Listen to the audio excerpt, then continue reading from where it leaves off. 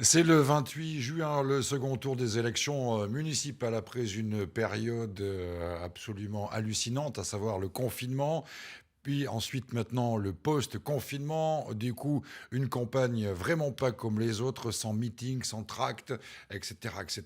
Donc TV7 et Sud-Ouest se sont posé la question de savoir comment il était possible de suivre cette campagne pour les élections municipales. Eh bien, nous avons décidé de laisser du temps aux candidats de façon à ce qu'ils puissent vous expliquer leurs propositions pour la ville de Bordeaux. Et celui qui ouvre le bal, c'est Philippe Poutou. Bonsoir. Bonsoir. Merci d'avoir accepté cette invitation. On va passer trois quarts d'heure à peu près ensemble pour savoir un petit peu concrètement ce que vous proposez. Donc pour ce second tour des élections municipales, et puis à mes côtés, Xavier Sautin. Bonsoir Bastien. Alors oui, Bastien introduisait, voilà, tout l'enjeu de cette campagne de second tour, c'est comment l'animer. Alors on va faire un petit retour en arrière pour rappeler les épisodes précédents, malgré tout, puisqu'il y a quand même 2 mois de confinement qui ont séparé le premier et la tenue de ce second tour. Alors Philippe Poutou, vous êtes un peu l'illustration de mieux vaut tard que jamais, puisque vous êtes le dernier, vous êtes lancé dans cette campagne des municipales. Vous êtes parti au mois de janvier. Vous êtes à la tête d'une équation politique dont on va parler, assez singulière, puisque c'est le NPA que vous représentez, la France Insoumise, beaucoup de sociétés civiles, des Gilets jaunes, des syndicalistes. Donc il y a une drôle d'équation qui est en train de se jouer autour de votre candidature.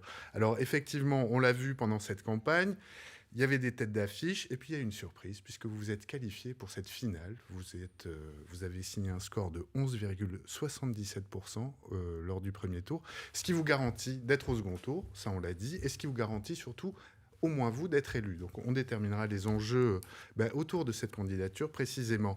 Donc voilà, alors on vous présente plus ici à Bordeaux, Philippe Poutou, on connaît votre engagement syndical de longue date au sein, contre le départ de Ford. Enfin, vous étiez salarié de chez Ford. Vous avez d'ailleurs été licencié, me semble-t-il, officiellement en pleine campagne électorale.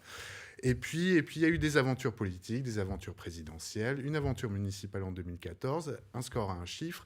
Sauf que là, vous avez changé de catégorie, vous êtes sur des scores à 2 chiffres. On le disait, 11,77%, vous étiez 4e, vous êtes le 3e acteur de cette triangulaire. La question qu'on a envie de vous poser, et qu'on va vous poser d'ailleurs, c'est qu'attendez-vous de ce second tour, Philippe Poutou, puisque, sauf coup de théâtre, malgré tout, vous ne devriez pas être maire de Bordeaux le 28 juin au soir. On est conscient effectivement du rapport de force électoral et puis de la situation. Enfin, on voit comment ça se passe. Donc évidemment, ce serait une grosse surprise si jamais on était élu maire. Mais ceci dit, notre objectif, c'est de faire mieux, quoi. Voilà, même malgré les difficultés, malgré la pression qu'il y a au vote utile, puisqu'on voit bien qu'il y a aussi cette histoire de 70 ans, plus de 70 ans d'une ville comme Bordeaux qui est à droite, et donc l'enjeu qui serait historique de basculer vers la gauche. Donc on voit bien la pression qu'il y a. Et donc du coup, là-dedans, on est ici. Et qu'est-ce qu'on fait et comment on va pouvoir s'en sortir? Donc, mais malgré toutes ces conditions-là, on est pour maintenir un minima le score et même l'améliorer, parce que ce qu'on veut, c'est envoyer plusieurs conseillers au Parlement bordelais, c'est se faire entendre, et plus que se faire entendre, c'est quelque part être efficace, pouvoir bouger les lignes, bousculer les habitudes, et à un moment donné, d'influencer. Voilà. Donc ce que nous, on veut faire là, en sachant bien que notre force véritable, en fait, ça ne sera pas tant les 4, 5, 6 conseillers si on arrive à les avoir, ça sera les liens qu'on peut avoir avec tout le milieu associatif, le milieu syndicaliste, tout le milieu militant, et puis les liens qu'on peut avoir dans les quartiers à Bordeaux. Donc voilà, donc on sait qu'il y aura l'importance aussi de ça, c'est-à-dire la mobilisation de la population pour nous aider à faire ce travail. Malgré tout, Philippe Poutou, Bastien, c'est quand même historique ce que vous avez réalisé à Bordeaux. On le disait, 11,77%. En 2014, vous étiez sous les seules couleurs du NPA, vous étiez à 2,5 points, 2,5. Score à un chiffre. Le pari, il est déjà gagné, non ? On avait déjà effectivement cet objectif-là on ne savait pas trop s'il était raisonnable de passer la barre des 10% quand on s'est lancé fin janvier. Mais on avait des signes qui montraient que c'était possible, parce qu'en fait, on est dans un contexte social qui est différent aussi par rapport à ces dernières années. On a eu le mouvement contre la loi travail, la bataille des retraites, et puis surtout un mouvement des Gilets jaunes qui a été long. Et à Bordeaux, on a vu que ce mouvement-là, il a été frappant. Et à tout point de vue, d'ailleurs, du point de vue de la répression ou du point de vue de la force du mouvement. Et là, quand on a reconstruit ces équipes-là, quand on a dit, bon, allez, on essaie de faire faire des choses ensemble, on s'est dit qu'il y avait la possibilité de se faire entendre vraiment. Et donc, du coup, on avait un objectif de franchir les 10% et d'être au second tour. Donc, oui, effectivement, c'est à la fois un objectif atteint, mais en même temps, le sentiment qu'on a réussi quelque chose de fort. Et c'est pour ça que sur la lancée, on veut aller plus loin. Et en fait, on veut vraiment, une fois qu'on a fait entendre cette colère-là, on veut la faire rentrer au conseil municipal. Comment vous imaginez votre rôle d'opposant? Parce que vous savez très bien que c'est compliqué de se faire entendre quand on est dans l'opposition d'une municipalité en général. Vous dites porter la voix, mais la voix de qui pour dire quoi? Ouais, c'est Bordeaux en lutte, donc c'est la voie des Ouais, luttes. lutte C'est la avec voie un S, on tout à parlera fait, de ça. ouais. Et donc la contestation sociale, justement, toutes les bagarres qu'il y a, il y en a, on pourra en parler de ce qu'il y a en ce moment. Et donc c'est faire entendre ça, mais justement, on est dans une conception du rôle de l'élu qui est peut-être un peu différente des autres. C'est qu'en fait, on sait très bien que si on est 4, 5, ce que je disais tout à l'heure, ou 6, c'est pas tellement ça qui pourra changer la donne, puisque d'un point de vue arithmétique, on sait, vous avez vu une élection, le vainqueur, il a déjà la moitié des sièges, plus le pourcentage de l'autre moitié. Donc effectivement, il est largement dominant et il fera passer tout ce qu'il veut. Donc on pourrait se dire que 4, 5, 6 élus en face, à quoi ça pèse, et même avec une opposition complétée. Donc, mais nous, ce qu'on veut faire, c'est s'allier, c'est arriver à porter la parole, à coordonner, à être un point d'appui en fait, des contestations, des luttes qu'il y a au quotidien dans les quartiers, dans Bordeaux, et d'essayer de faire de coordonner quoi, et donc de trouver des forces de ce côté-là. Et nous, les paroles d'élus, ce serait ça, ce serait comment on peut finalement porter cette parole et transmettre le mécontentement et en même temps proposer des solutions et dire bon voilà c'est comme ça, mais ça pose le problème d'un rapport de force. C'est pour ça qu'il faut absolument qu'il y ait de la mobilisation populaire. Il faut que dans les quartiers, dans les assos et tout ça, ça puisse, et c'est pour ça qu'on fera, je suis un peu long, mais on va faire des assemblées générales. On va voir comment on organise ça effectivement, puisque la réunion municipale, le conseil municipal c'est tous les mois, c'est une fois par mois, et donc ce qu'on fera, c'est avant cette réunion là, c'est d'organiser une assemblée générale. On verra si on a la capacité de l'organiser sur plusieurs quartiers ou en une seule fois, et d'inviter le plus largement possible, et avec l'idée qu'il faut qu'on donne envie à la population de s'organiser, de s'occuper de ses affaires, parce que la démocratie, c'est pas juste voter une fois pour des représentants et après attendre le bilan au bout de 6 ans. Nous, ce qu'on voudrait, c'est faire comprendre et donner envie à ce que la population, elle fasse de la politique au quotidien, qu'elle prenne ses affaires en main, qu'elle discute, qu'elle s'occupe de sa vie dans le quartier ou un peu plus généralement, de se poser les questions politiques. Et nous, on va essayer d'aider à ça. Donc d'organiser des assemblées générale, à la fois de l'éducation populaire, un peu en quelque sorte. C'est l'éducation populaire que vous proposez, politique. On peut appeler ça comme ça. De toute façon, c'est aussi comment on milite quotidiennement, sous forme d'assemblée générale, de discussion, de comment on fait, mais toujours avec cette idée présente de s'occuper de nos affaires et qu'il n'y a pas des bons élus ou des bons représentants. Faites-nous confiance, on va faire le boulot. On sait qu'on n'est pas meilleur que d'autres. Par contre, c'est comment, si la population pousse, si elle s'organise, si elle discute de tout ça, comment on peut formuler plus clairement des revendications. Et du coup, aussi, par rapport à l'ordre du jour du conseil municipal, c'est une fois qu'on connaît l'ordre du jour, qu'est-ce qu'on a envie de dire, qu'est-ce qu'on défend, quelles sont les urgences à notre avis. Voilà, c'est ce rapport-là qu'on veut créer avec au moins une partie de la population qui veut se mobiliser. Alors Philippe Poutou, on sait que le rôle d'un opposant, c'est aussi de regarder concrètement les textes et parfois de voter pour, parce qu'on sait qu'il y a pas mal de textes qui sont votés finalement quasiment à l'unanimité des conseillers municipaux. Est-ce que vous ferez partie de ce genre d'opposition, c'est-à-dire on peut aussi voter pour en fonction des textes qui nous intéressent, ou vous serez un opposant permanent? Dit comme ça, on verra bien, mais c'est évident que s'il y a un truc qui est positif, ce qui apparaît difficile à imaginer vu le pouvoir qui pourrait être en place, mais c'est ce qui sera bien, on le défendra, mais on est plutôt dans l'idée qu'on va batailler pour proposer, ou en tout cas pour bousculer et pour mettre à l'ordre du jour des questions qui ne sont jamais à l'ordre du jour, ou quasiment jamais. On le voit d'ailleurs dans la campagne, la souffrance d'une partie de la population, la précarité, le chômage, les difficultés de payer son loyer, les sans-abri, tout ça, ça n'apparaît pas dans la campagne. On est un peu les seuls à dire voilà, il y a ça. Et Bordeaux, c'est pas juste la place de la Bourse, c'est pas juste le pont de Pierre, c'est pas juste le triangle d'or, la bourgeoisie bordelaise, et le reste, ça n'existe pas. Donc nous, on essaie de faire exister ça. Et à partir du moment où on essaie de faire exister cette population-là, ce camp social-là, qui sont parmi les plus en difficulté, et bien évidemment, ça pose le problème de quelle politique on propose, qu'est-ce qu'on propose comme réponse. Et donc, ça veut dire une bataille. Donc, on sera sur l'idée de proposer des choses, de se battre, mais avec l'idée d'une pression derrière de cette population qui s'organise et qui est là. Parce que si nous, on est tout seul, évidemment, on sait qu'on n'est pas plus fort qu'un autre et qu'on ne mettra pas la pression tant que ça. Donc c'est pour ça que c'est forcément le lien entre l'élu et la population qui s'organise, qui se bat. Et donc c'est faire entendre, c'est faire exister, c'est rendre visible cette population qui aux yeux, on le voit quand on entend les Cazenave, les Florian ou même Urmic, ça n'existe pas. Il y a un camp social qui n'existe pas.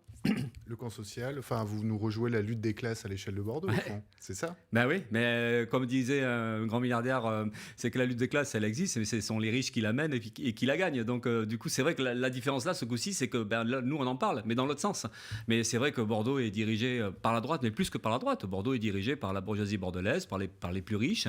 Et on le voit avec les liens après clientélistes, avec les capitalistes du coin. Enfin, il y a des entreprises quand même plus connues que d'autres. Et nous, on essaie de dire, mais Bordeaux, c'est pas que ça. Et donc oui, il y a une confrontation d'un Bordeaux populaire, d'un Bordeaux ouvrier ou d'un Bordeaux lutte de classe contre un Bordeaux qui est bourgeois, en sachant bien que le mot bourgeois, il entend les grosses fortunes ou ceux qui dirigent sans partage depuis très longtemps. Est-ce que c'est pas une façon un peu à l'ancienne de voir le monde, hein? La lutte des classes, on a quand même l'impression que... Oui.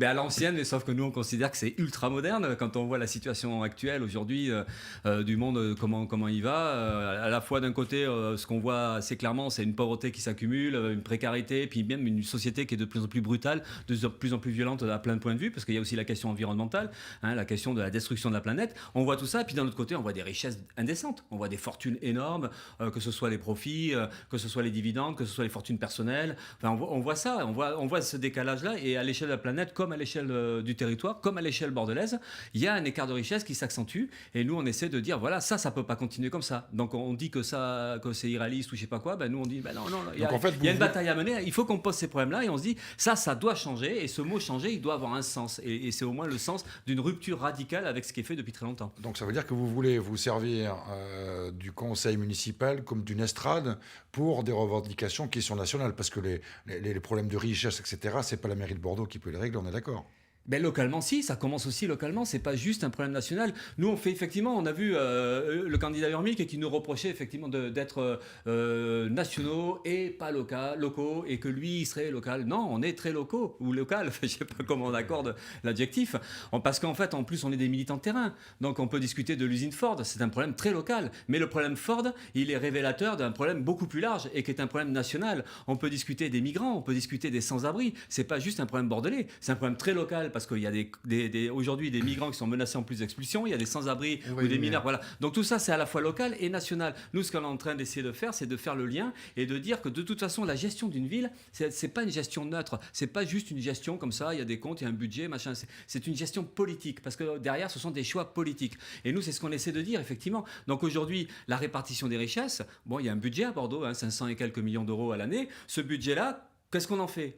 À quoi on répond? C'est quoi les priorités? Et ça, c'est une gestion politique. C'est pas juste, tiens, on va faire comme ça. Donc nous, c'est ce qu'on voudrait expliquer. C'est qu'effectivement, derrière, on a les moyens de répondre à des besoins de la population. Il y a des moyens de répondre à des questions de logement, des questions d'emploi, même de services publics. Et comment la mairie peut répondre. Et ça suppose de discuter d'argent et ça suppose de discuter de où c'est qu'on met en priorité l'argent. Donc vous estimez que, contrairement à ce que certains disent, une école, on dit souvent une école n'est ni de droite ni de gauche, vous dit si. On ne dit pas ça comme ça, mais après on pourrait le dire. Nous justement, on ne discute pas tant de cette sorte de repère dans l'espace, droite-gauche. C'est important évidemment historiquement, et puis même nous, on va dire, on représente la gauche, même si on pourrait dire, parce que le mot gauche, on se demande quel sens il a aujourd'hui. Mais on pourrait dire une gauche de combat, une gauche anticapitaliste, une gauche sociale. Donc on se situe à gauche. Mais après, c'est pas le seul repère qu'on a. Il y a un repère qui est celui des classes sociales justement. Et le mot gauche-droite, il dénature tout ça. Et par exemple, on peut aujourd'hui avoir dans la triangulaire une droite libérale, une gauche libérale, mais qui dans le fond va mener à peu près la même politique. Et nous, c'est ce qu'on essaie de faire comprendre, c'est que c'est pas parce qu'on est de gauche qu'on résout le problème. C'est pas parce qu'on est de gauche qu'on va changer les choses. Donc la question, c'est vraiment de discuter de quelle couche sociale on discute, à qui on a envie de répondre ou à quoi on a envie de répondre. Donc c'est pour ça que c'est aussi cette question sociale, lutte de classe que vous disiez, qui était peut-être un peu dépassée, mais qui pour nous est d'une actualité brûlante. On parlait, vous le disiez tout à l'heure, on parle de politique, là, on va rester sur une séquence un peu politique avant de dérouler vos propositions, mais pourquoi vous le disiez, il y a cette histoire d'alternance possible aujourd'hui à Bordeaux. 70 ans que la ville est tenue par une même famille politique. Aujourd'hui, il y a une chance historique. On voit que Pierre Urmic est assez haut aujourd'hui dans les sondages qui rassemblent. Pourquoi il n'y a pas d'alliance possible ici à Bordeaux? On le voit à Saint-Médard-en-Jalles. On voit que la gauche de la gauche, on reviendra sur ces termes aussi, s'allie avec l'ex-gauche plurielle. C'est pareil à Villeneuve-d'Ornon. Pourquoi ça ne se fait pas à Bordeaux? Pourquoi je parlerai de nous évidemment plus que des autres, parce Oui. que les autres, on n'a pas, bien sûr, on a bien vu qu'il y a eu, même sur Bordeaux puis ailleurs, on le voit, il y a eu des regroupements entre PS, écolo, et puis même y compris une frange plus à gauche. Bon, nous, c'est ce qu'on n'a pas fait. Alors pour deux raisons. D'abord, nous, on avait dit clairement, et on l'assume, effectivement, c'est vrai, dès le départ, on avait dit qu'on pensait que notre programme, que notre action était incompatible avec celle du candidat Urmic. On l'a dit, on l'assume et on continue à le penser.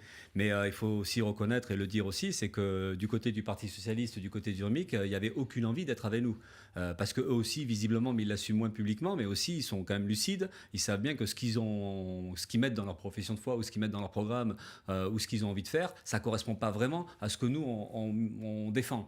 Donc, du coup, effectivement, il y avait une réciprocité et donc un constat que finalement, ce n'est pas possible d'être ensemble. Et donc, du coup, on a la triangulaire. Maintenant, pourquoi ici, il n'y a pas de possibilité d'unifier alors qu'on aurait pu faire une finale classique gauche-droite? Parce que dès le départ, on a essayé de poser les problèmes justement du point de vue de classe sociale, du point de vue d'essayer de mettre en avant quelque chose que personne ne mettait en avant. Aujourd'hui, il y a une pauvreté dans Bordeaux, il y a une précarité, il y a une souffrance sociale qui est réelle, comme partout. Le mouvement des Gilets jaunes, il a révélé ça, cette fracture sociale. Alors le mouvement des Gilets jaunes, il ne révèle pas juste la fracture sociale à Bordeaux, il la révèle en Gironde. C'est vrai qu'on a eu beaucoup de manifestants girondins, Gironde Sud, du côté du Nord et tout ça, où on voyait bien qu'il y avait quelque part un monde pauvre, un monde précarisé, un monde qui se sentait exclu. Et puis en arrivant à manifester à Bordeaux, place de la Bourse, symbole un peu de la richesse, sans parler de l'histoire de la bourgeoisie bordelaise qui s'est en plus enrichie sur l'esclavage, sur le colonialisme et tout ça. Mais donc du coup, il y avait cette rupture-là. Et nous, on est porteurs de ça. On veut exprimer ça, on veut dire oui, effectivement, il y a un monde tel qu'il est, et y compris à Bordeaux, qu'il faut que ça change. Et donc du coup, et quand on est porteur de ça, du côté de Urmic ou d'autres, c'est pas du tout leur problème. Leur problème, c'est finalement mettre un peu d'arbres sur les trottoirs, un peu de pistes cyclables plus longues, parce que là maintenant, ce sera celui qui promettra le plus de kilomètres en pistes cyclables. Mais même du point de vue écologique, on est sur une écologie radicale, une écologie populaire, sociale, qui pose le problème comment la population décide de ce qui la concerne, comment elle peut vivre dans les quartiers, que c'est à elle de décider s'il y a des espaces verts ou pas, c'est à elle de décider comment on aménage le quartier, comment on aménage les rues, comment on met en place une démocratie par en bas, et qu'aussi on pose le problème de se confronter à des intérêts économiques, à des intérêts capitalistes qui, eux, se foutent royalement des espaces verts ou de l'écologie. Donc, même sur ce terrain-là, on n'était pas sur les mêmes lignes. Donc, comment on arrive à exprimer ça? Et c'est vrai que c'est pour ça que, du coup, au deuxième tour, finalement, il y a un constat que chacun chez soi. Et on mène la bataille politique. Vous avez peur d'être victime justement du vote utile? Oui, bien sûr. Bien sûr, on est conscient de la pression qu'il y a. En plus, on fait partie, on en a discuté entre nous depuis le début, on fait partie de ceux qui rêvent aussi que la droite dégage. Voilà, on a vécu tous du Juppé, on a vécu du Chavant, on est tous dans cette idée que ce serait quand même chouette qu'à un moment donné, Bordeaux se débarrasse de... Ouais, mais là, vous êtes un peu dans l'empêcheur de l'alternance. Voilà, alors peut-être que non, parce que après, ça pose le problème de l'existence. Est-ce que nous, on a le droit d'exister ou pas? Est-ce que nous, militants de la gauche radicale, militants gilets jaunes, militants syndicalistes ou associatifs, est-ce qu'on a le droit d'exister? Ou est-ce qu'il faut absolument laisser la place à des gens qui sont déjà au pouvoir depuis très longtemps? Même s'ils sont dans l'opposition, mais enfin, bon voilà, est-ce qu'on peut changer ça? Et puis, c'est tout le problème aussi du Parti Socialiste, dans quelle mesure ce serait toujours le PS qui représenterait la gauche? Donc nous, on peut aussi poser ce problème politique-là, qu'à un moment donné, il faut faire table rase et se dire que ceux qu'on trahit, ceux qu'on renié, et à un moment donné, il faut qu'ils débarrassent le plancher. Donc du coup, l'opposition réelle, en fait, ce serait cette opposition sociale-là, cette opposition par en bas. C'est-à-dire, oui, c'est les gilets jaunes, c'est militants au quotidien, antiracistes, c'est militants syndicalistes, c'est pourquoi ce ne serait pas eux qui représenteraient la véritable alternance et le véritable espoir de changement dans une ville comme Bordeaux. Donc nous, on pense et on a la prétention de représenter ça, et c'est pour ça qu'on ne recule pas, c'est pour ça qu'on ne s'efface pas, c'est pour ça qu'on pense qu'il n'y a aucune raison de plier. Alors maintenant, on est conscient, il y a une pression, il y a quelque chose qui est là, on n'apparaît pas comme un favori, c'est Urmic qui va apparaître comme le favori, la chance, donc il y en a certainement jusqu'au dernier moment qui vont hésiter, qui vont se dire quand même, on ne va pas rater l'occasion. Et pourquoi ils doivent voter pour vous, ceux-là, justement? Parce que c'est comme ça que ça peut changer. Avec Urmic, malheureusement, ça ne changera pas. En fait, ce que vous nous dites, c'est Florian Urmic, Cazenave, puisqu'il y a même combat, c'est ça. Même combat. Ouais, non, bonnet blanc, blanc même bonnet. ça, on le dit pas, parce qu'en plus, on connaît des militants qui sont ou sur la liste de Pierre Vermic, ou qui sont proches, enfin qui sont là-dedans, on côtoie, on se retrouve dans des rassemblements, par exemple le procès en appel pour les militants décrocheurs des portraits de Macron, là, bientôt, le 24 juin, on sera avec eux dans ce rassemblement-là. Demain, le rassemblement qui est en soutien du personnel de santé, on va retrouver des militants comme ça. Donc du coup, on dit pas. Par contre, on retrouve pas des militants de Florian ou des militants de Cazenave. Oui. Donc du coup, il y a un distinguo à faire. On est entièrement d'accord. C'est pas les mêmes milieux, c'est pas le même. Il y a des militants qu'on connaît et qu'on apprécie. Donc du coup, on va pas dire c'est bonnet blanc ou blanc bonnet, la vieille formule et tout ça. Oui, ça a déjà été dit, ça. Hein, Ouais, ouais. Donc on dit pas ça. Mais par contre, ce qu'on dit, c'est que mais on a des expériences qui sont à la fois nationales et locales. On nous a dit il faut se débarrasser de Sarkozy, il faut un vrai président de gauche, machin. On a ou on n'a pas, mais enfin en tout cas, il y en a qui ont pensé qu'en votant Hollande, on réglerait le problème. Hollande, il a renié, trahi, il a mené une politique antisociale, violente.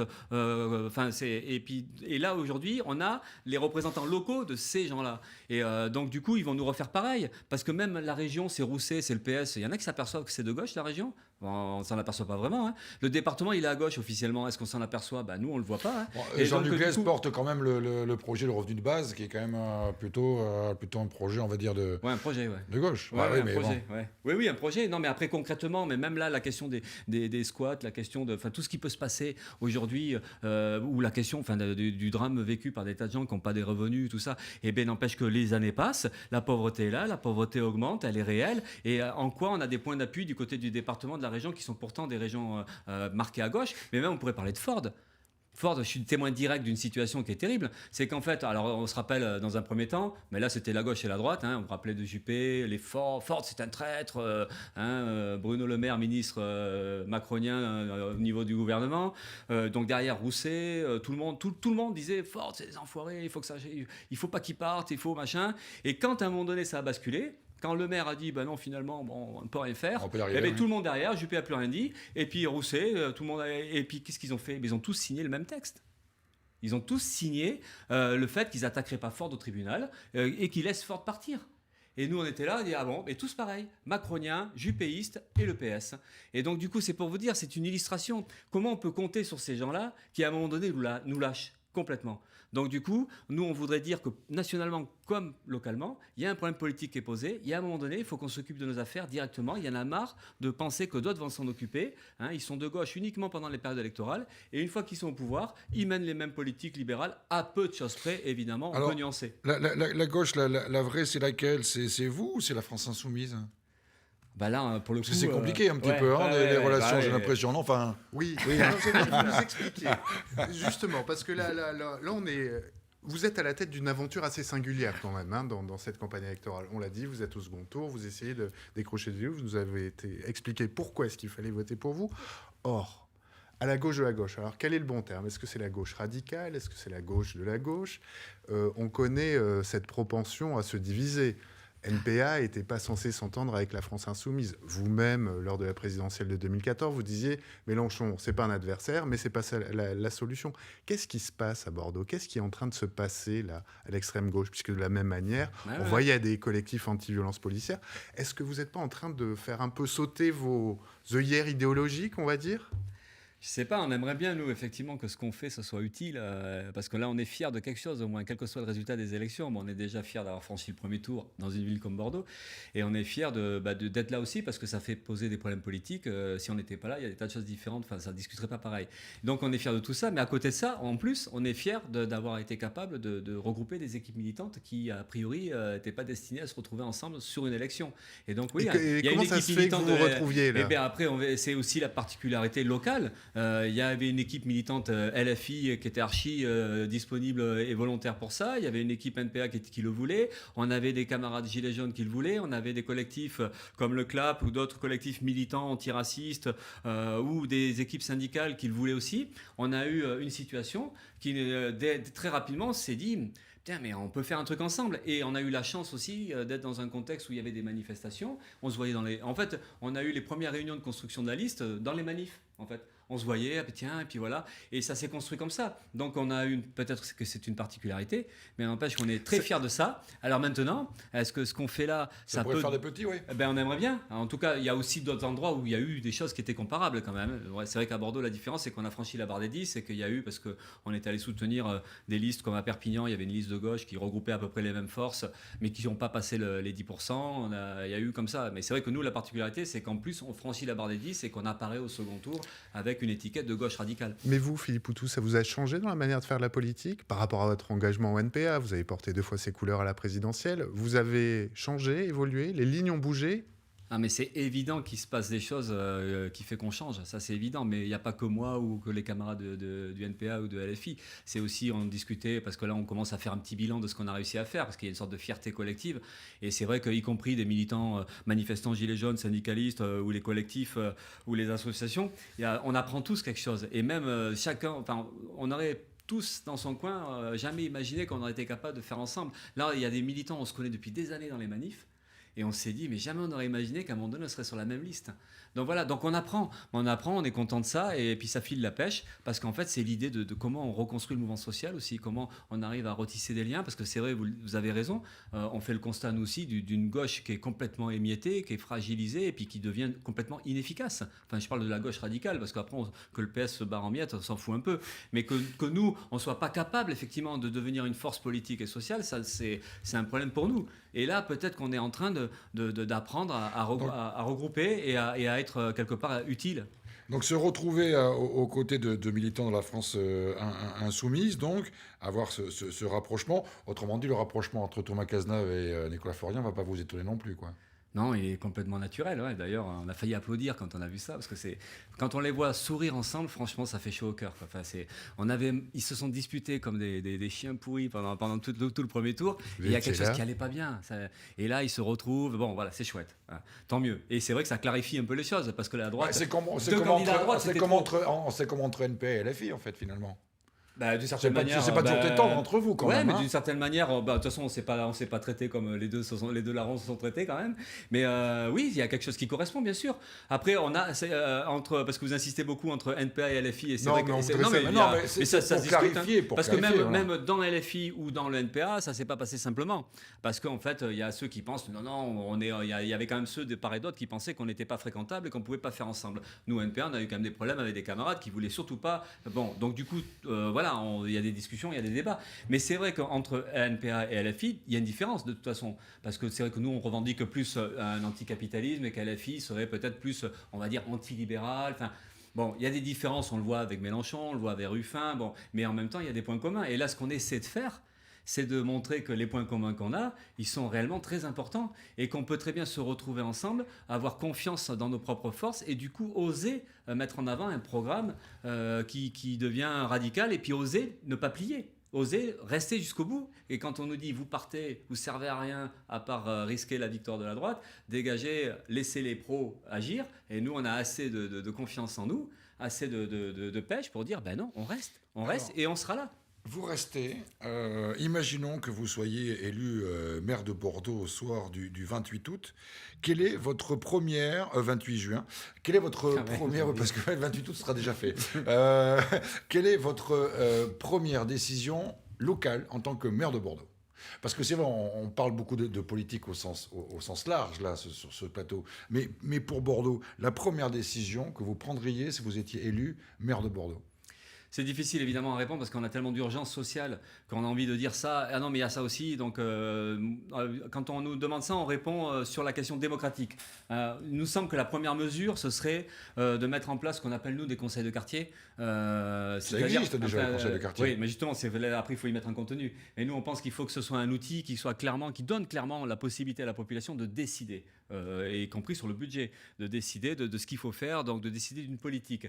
Donc, c'est quelque chose qui donne vraiment le pouvoir à la population. Et là, vous les choisissez, vous les désignez, les gens qui vont siéger dans ces conseils de quartier? Comment on fait pour les... Non, après, c'est un fonctionnement par assemblée générale, enfin, voilà, au volontariat, ceux qui ont envie de se mobiliser, qui ont envie de s'occuper de tout ça, de discuter ça. Donc, en fait, mais nous, on pense que c'est important de faire des assemblées qui ne soient pas juste un rendez-vous comme on le voit avec la mairie de Bordeaux depuis un petit moment, où on discute une demi-heure sur le trottoir ou ou sur le panneau qu'il faut restaurer, et derrière on mange des petits fours et puis on s'en va. Nous, ce qu'on voudrait, c'est effectivement mettre en place un outil qui soit réellement quelque chose qui appartienne à la population et qui lui permette de décider. Donc les crottes de chiens, les panneaux, c'est aussi Bien sûr. l'action de la municipalité. Bien sûr, mais il faut... Donc là, comment vous faites? Ouais, Vous dites, mais- bon, Non, mais vous avez raison, mais sauf qu'il ne faut pas juste dire vous avez le droit de discuter des nettoyages des crottes de chiens sur les trottoirs, mais après, quand il s'agit de discuter de choses plus importantes, là, la population n'a plus d'avis à donner. Nous, on pense que la population a un avis à donner sur tout.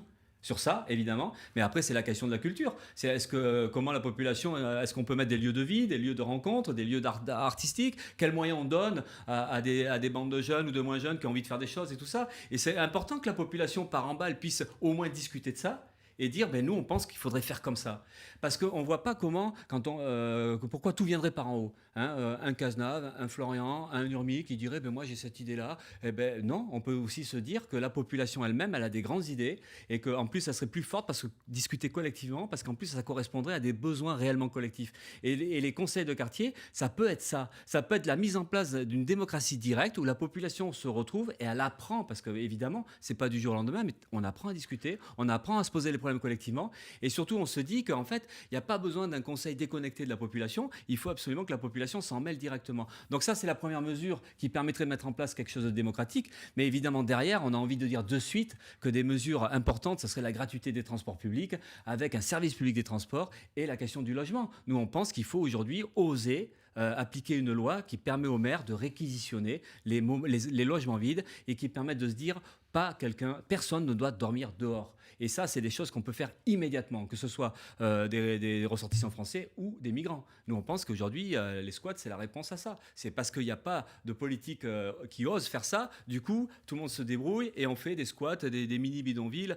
Donc, voilà. Donc, nous, on pense que c'est une urgence et ça, c'est des décisions qui peuvent se prendre très rapidement. Et ça peut être, voilà. Donc, je vous dis, la question démocratique, la question de mettre en place des outils qui permettent à la population de décider et derrière, de mettre en place des mesures d'urgence qui permettent de répondre au moins très rapidement à des questions sociales mais aussi écologiques, parce que la gratuité des transports, c'est aussi la volonté de sortir du tout voiture et de se dire, il y a un moment donné, il faut arriver à franchir des étapes. Et la question des pesticides, je dis ça parce que ça nous distingue aussi de l'écolo de service.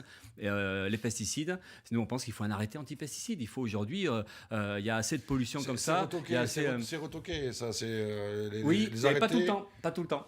Mais là, vous c'est posez... très souvent retoqué. Là, vous avez raison, ça pose le problème, effectivement, du pouvoir de la mairie. Il y a un moment donné, ça s'arrête. Ou en tout cas, il y a un moment donné, ça peut s'arrêter parce que la préfecture, elle a le droit de contrer, et y compris la réquisition des logements vides. Mais déjà, oser prendre cette mesure-là, ce serait pas mal. Et après, on voit. Mais c'est pas dit que le préfet ou les préfets, comme on l'a vu d'ailleurs pour l'arrêté anti-pesticides, il y a des endroits où les préfets, ils ne l'ont pas combattu. Parce qu'il y a aussi une situation politique qui peut empêcher d'oser faire ça. À partir du moment où une mairie ose dire nous, parce qu'en plus la mairie, elle a quoi? Elle a la responsabilité de la santé de la population. Donc c'est aussi un devoir, une obligation de préserver la santé de la population, de la santé publique. Donc du coup, l'arrêté anti-pesticides, comme la gratuité des transports pour sortir du tout voiture, ça peut être des réponses politiques. Et du coup, le préfet derrière, il peut dire ah ouais, c'est pas si simple que ça de retoquer. Donc voilà, c'est une bataille politique. Nous, on pense qu'il y a des outils entre les mains d'une mairie pour agir dans le sens des intérêts de la population. Et c'est ce qu'on essaie de porter en tout cas. Et ce seraient des mesures d'urgence qui sont, à notre avis, applicables.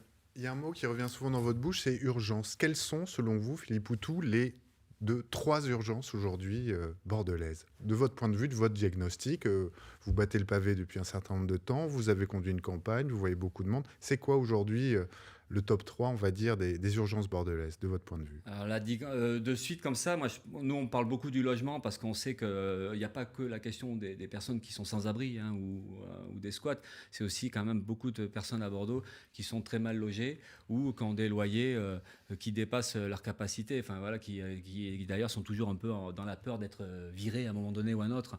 Donc du coup, il y a cette urgence-là. C'est pour ça qu'on n'est pas les seuls à le dire, mais il faut un service public du logement. Et il faut surtout que la mairie de Bordeaux ou les collectivités territoriales, parce que là aussi le département et la région, ils ont un rôle à jouer. Mais ça veut dire qu'il faut qu'on mette une politique d'urgence qui réponde à ça. Enfin, ça paraît vital, minimum, que tout le monde puisse être logé décemment. Donc ça fait partie d'une urgence. Après, à côté de ça, on dirait la santé, parce qu'en plus, l'épidémie, la crise sanitaire, elle a mis en évidence quand même plus que la fragilité du système de santé en France ou du système hospitalier. C'est qu'on a vu qu'il n'était même pas capable de répondre à une épidémie.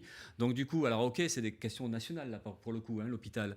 Mais bon, le maire de Bordeaux, il est quoi? Il est président du conseil d'administration du CHU. Donc du coup, il y a quand même une certaine possibilité d'influencer, d'agir en lien avec l'ARS. Donc nous, on pense qu'il faut mettre en place, pour répondre à cette urgence, en fait, permettre à ce que les gens ils aient un accès aux soins. Voilà, tout passe pas par l'hôpital, mais ça peut être par rapport à la médecine généraliste. Donc nous, on pense qu'il faut des dispensaires de santé dans les quartiers. Philippe Poutou, maire de Bordeaux, salarie des médecins pour soigner les gens gratuitement. Ouais, des dispensaires. Il faudrait des maisons de santé communales dans les quartiers et juger de là où c'est le plus urgent, où c'est qu'on les met, parce que la population précaire, la population sans emploi, la population qui a de moins en moins de revenus, qu'est-ce qui trinque très souvent en premier? C'est la santé, la qualité du soin. Donc du coup, ça, c'est des urgences et ça paraît évident qu'à côté du logement, il y a cette question de la santé. Après, il y a la question alimentaire aussi, qui a été mise en évidence à un moment donné, parce qu'on a eu peur, il y a eu une crainte d'une sorte de famine ou de crise famine dans certaines villes en France. Et donc, du coup, on sait que des gens n'avaient pas la capacité de manger normalement. Pas que les sans-abri ou pas que, encore une fois. Donc, comment on règle cette question-là? Et la mairie, elle a un rôle à jouer. Et ça fait partie des urgences. Donc, voilà, je vous dis ça. Et après, il y a l'urgence écologiste qui apparaît peut-être plus lointaine pour plein de gens. Mais voilà, on est dans un monde qui est très pollué, qui est très nocif. On sait qu'il y a des dizaines de milliers de morts liées à la pollution atmosphérique et y compris à la pollution liée à l'agriculture chimique. Donc voilà comment on répond. Vous voyez, c'est d'avoir une politique cohérente qui dit il faut lister les problèmes et il faut une politique qui réponde à ça. Et plutôt que de se vanter d'un joli Bordeaux qui sera connu dans le monde entier avec les labels qu'il faudrait et tout ça, c'est comment on fait une ville où les gens y vivent bien, enfin en tout cas décemment, et qu'il n'y a personne qui soit oublié. Donc, et Philippe Poutou, comment vous financez tout ça? C'est-à-dire qu'il faut faire des choix. Dans ces cas-là, vous l'avez dit, les choix sont politiques, les orientations sont politiques. Qu'est-ce que vous faites? Vous augmentez les impôts pour pouvoir faire tout ça? Ou vous dites, on donne plus d'argent aux associations culturelles, on donne plus d'argent... non, mais voilà, mais comment vous financez? Parce que comment vous faites? Déjà, il faut partir du budget. Et c'est à partir du budget, on décide de comment on dépense. Donc voilà, il y a le budget à 517 millions d'euros. Oui. La ville de Bordeaux, on sait qu'il y en a 300 à peu près qui sont liés au fonctionnement interne et tout ça. Ouais. Il faut tout mettre à plat. Donc il y a déjà cette question-là. Et après, les recettes, vous le savez, comme moi, vous pouvez essayer de me piéger, mais les recettes, elles sont dictées aussi par la loi. On ne peut pas faire ce qu'on veut. C'est-à-dire qu'on ne peut pas augmenter tel impôt, on ne peut pas faire payer les entreprises comme on voudrait les faire payer si jamais on avait envie par hasard de faire payer les entreprises sur la question du transport notamment. On sait qu'il y a des règles, on sait qu'il y a un cadre qui est très précis et qui fait que la marge de manœuvre finalement d'action des mairies, elle reste limitée. Donc, mais ceci dit, ce qui peut être important, c'est de mettre tout à plat et justement, c'est pour ça que c'est en lien aussi avec les conseils de quartier. C'est qu'en fait, il y a ces recettes-là, où il y a cet argent-là, et il y a ces besoins-là à côté. Comment on y répond? Et qui décide? Et bien là, la différence, c'est que c'est pas la mairie dans son coin qui va décider de filer telle enveloppe à telle... Malgré tout, une fois que tout le monde aura donné son avis, qui décide? Il faudra mettre en place une structure qui décide, mais alors, a priori c'est l'équipe municipale, mais en lien avec les décisions de quartier, mais l'application des décisions de quartier. Mais là vous dites on va faire des dispensaires, on va etc. Mais avec un budget qui n'est pas extensible. Donc, comment vous faites les choix là, vous voyez, il y a des sommes d'argent un peu colossales qui étaient prévues pour le sommet franco-africain de juin. Là. Cet argent-là, qu'est-ce qu'on en fait? Il y a pas mal, il y a des sommes d'argent relativement importantes qui sont des fois investies dans des choses très discutables. Vous dites là aujourd'hui, il y a du gaspillage. Même la culture, on peut discuter que des fois, il y a des choix budgétaires qui sont faits, une forme de culture élitiste, on pourrait en faire autre chose. C'est-à-dire qu'avec la même somme d'argent, ça peut être redistribué différemment et du coup on peut mettre en place un outil culturel ou sportif ou autre qui soit plus adressé à l'ensemble de la population. Ça dépend qui on vise et là on a quand même un pouvoir de droite depuis très longtemps qui ne s'intéresse qu'à ses petits amis et donc en fait grosso modo quand même on a une politique qui est menée dans la ville de Bordeaux où on se regarde notre nombril, on ne s'intéresse pas au quartier populaire parce que vous savez qu'entre Grand Parc, les Aubiers ou Bordeaux Centre on n'a pas la même cadence de nettoyage des trottoirs, on n'a pas le même souci de l'entretien et de la rénovation. Enfin, c'est quand même, on n'est pas traités tous pareil dans la ville. Donc du coup, il y a des tas de choses qu'on pourrait peut-être rectifier. Mais c'est vrai qu'on ne résout pas tout. On sait très bien qu'effectivement, on ne peut pas répondre à tout d'un seul coup parce que la mairie, elle n'a pas tous les pouvoirs, elle n'a pas tous les moyens. Mais il n'empêche qu'on peut au moins commencer à mettre tout à plat et dire, qu'est-ce qu'on fait, comment on fait? Et nous, on pense que ce qui peut être fondamental déjà, c'est de donner le pouvoir à la population, de pouvoir décider de ce qu'on fait de sa ville, de nos quartiers, voilà. Et donc, que ce soit la question des services publics ou la question de la culture, du sport, parce qu'on sait qu'il manque plein d'infrastructures sportives. Voilà, mais comment et il y a besoin de ça. Et il n'y a pas d'idée lumineuse par en haut, c'est forcément par en bas, collectivement, mais aussi on avait l'idée d'un rapport de force. C'est pour ça qu'on pense qu'il faut batailler, qu'il faut revendiquer. Enfin, on n'est pas syndicaliste pour rien, quoi. La crise du Covid, on vient de traverser 2 mois de confinement. Est-ce que ça a revu, est-ce que vous allez réviser votre programme? Enfin, Nicolas Florian dit qu'il va l'adapter, Pierre Urmic adapte également à la situation. Vous, c'est un copier-coller du premier tour, le programme? Ça fait peut-être un peu pas très travaillé, mais oui, on considère que c'est le même programme. Bon, on le réédite pas Non, parce que. mais vous dites ça fait pas très travailler. Vous avez réfléchi quand même, évidemment. Bien sûr, vous avez pris ces 2 non, mois. parce que C'est un choix. Parce que tout le monde dit effectivement, il s'est passé quelque chose de grave. Puis même, on a entendu le truc un peu dingo là, de Cazenave qui a appelé tout le monde, on va faire un truc ensemble. Oui, c'était une espèce d'union républicaine. Ouais, voilà, tous ensemble. Bon, sauf nous, on n'a pas été contactés. Bon, ça nous a pas vexé. Mais donc, du coup, c'est vrai qu'on voit bien que tout le monde insiste sur ça. Mais je pense qu'ils font semblant parce qu'en fait, personne ne tire les leçons de ce qui s'est passé. Parce qu'en fait, on a l'impression que le monde d'après qu'on nous avait programmé ou qu'on nous avait prévu, c'est exactement le même que le monde d'avant. Vous avez vu Bordeaux commencer, on roule comme avant. Enfin voilà, tout se passe comme avant. On remplit les terrasses de café comme avant. Enfin, et c'est quoi les leçons finalement? Donc du coup, on veut bien modifier le programme, mais pour en faire quoi? Et donc moi je pense que là, il y a une sorte d'entourloupe, de faire croire que machin. Par contre, ce qu'on disait au premier tour, on pense que c'est complètement validé. C'est-à-dire la question des services publics, la question d'une forme de répartition des richesses qui permet à la population de vivre décemment.